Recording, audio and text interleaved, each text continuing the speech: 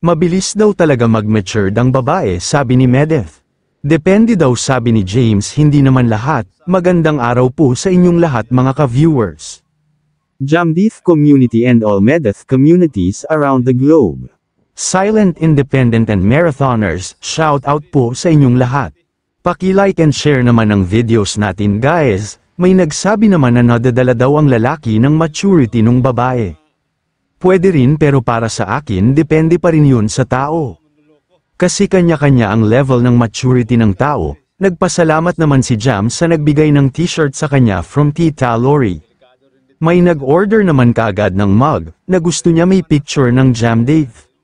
Sige lang daw mami, kasi marami daw siyang ideas na pumapasok sa isip niya. Na pwede niyang e-business, kaso hindi pa daw niya sasabihin sa ngayon. Sabi niya na gusto niya next year na mag-business, pero nag-insist naman si James na this year na umpisahan ang naisip niyang business. Saka na lang daw, keep it in private, sabi nga ni James, andyan lang daw sila nakasuporta kay Medeth. Meron din nagsabi na magic mug na pag nabuhusan ng init na tubig lalabas na ang picture nila ni James. Actually daw meron na si Medeth business na lip tint, na may brand na Medeth's lip tint at perfume Medeth's scent. Nag-rebranding daw po siya, matagal na daw yun na wala siyang stock, pero sabi niya soon daw po. Rebrands niya, at iba't ibang style at scents daw, aayusin pa daw niya lahat, kontakin ang supplier o maghanap ng bago. Tama yan Medeth, mabilis na lang ngayon kasi lahat online na. At ang bilis mo lang din e-market, kasi may pangalan ka na sa social media. At ang mga nakakasamang Christian pa daw ang nagbigay ng name ng brand na Medeth.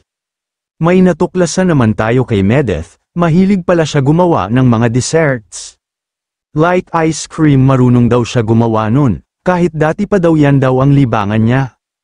Kahit daw cake, marunong din siya mag-bake, marami daw siya natatanggap na compliment sa gawa niyang ice cream. Try niya daw nagagawa, at dalhan niya daw si James kasi si James daw ang unang sumusuporta sa mga paninda niya. Nag-suggest naman si James na mag-notes siya sa mga naiisip niyang business.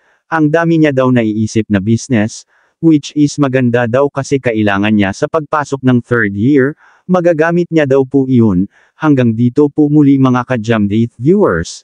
Maraming salamat po sa inyong lahat.